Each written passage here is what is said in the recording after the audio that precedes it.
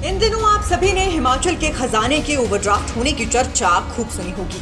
चारों तरफ इस बात का शोर है कि सरकार का खजाना खाली है। यहाँ तक कि ऋण लेने के बाद भी खजाना ओवरड्राफ्ट में रहेगा।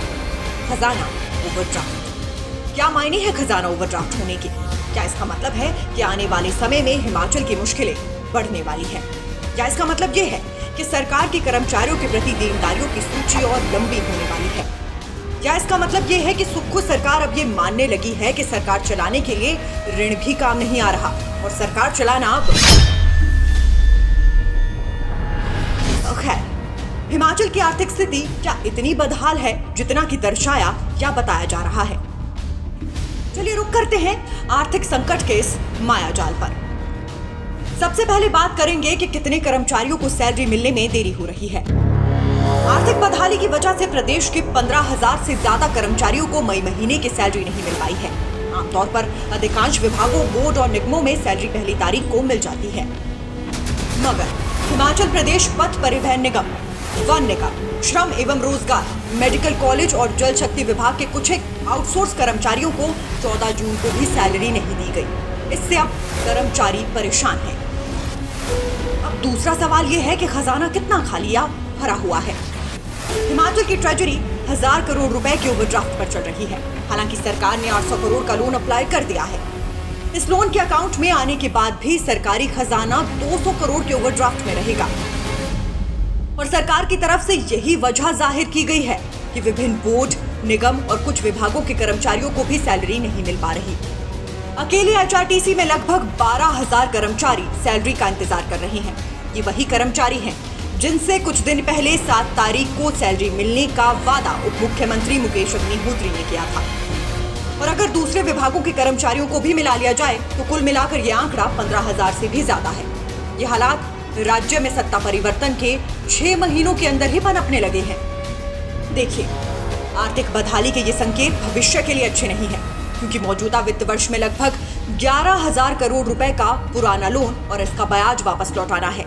इस बीच केंद्र ने हिमाचल की लोन लेने की लिमिट 5% से घटाकर 3.5% कर दी है। यानी जीडीपी का हिमाचल सरकार अब 3.5% लोन ही ले पाएगी। इससे राज्य सरकार को इस बार लगभग 9,000 करोड़ रुपए का कर्ज मिल पाएगा। देनदारियों की बात की जाए तो इसी तरह 10,000 करोड़ की देनदारी कर्मचारियों और पेंशनर की है तथा 600 करोड़ रुपए से अधिक की देनदारी पीडब्ल्यूडी ठेकेदारों की सरकार के पास बकाया हो गई है। ऐसे में सुखू सरकार की आर्थिक मोर्चे पर परेशानी बढ़ने वाली है। हिमाचल प्रदेश में कर्मचारियों का एक बड़ा वर्ग है। ऐसे में प्रदेश के बजट का भारी हिस्सा वेतन और पेंशन के भुगतान में ही चला जाता है। इस साल भी हिमाचल प्रदेश का सिर्फ 29% हिस्सा ही विकास के कामों पर खर्च होगा। साल 2023-24 के बजट के मुताबिक प्रति 100 रुपए से वेतन पर 26 रुपए, पेंशन पर 16 रुपए, ब्याज और ऋण की अदायगी पर 10-10 और स्वायत्त संस्थाओं के लिए ग्रांट पर 9 रुपए खर्च होंगे, जबकि पूंजीपति विकास के लिए सिर्फ 29 रुपए ही शेष रह जाएंगे।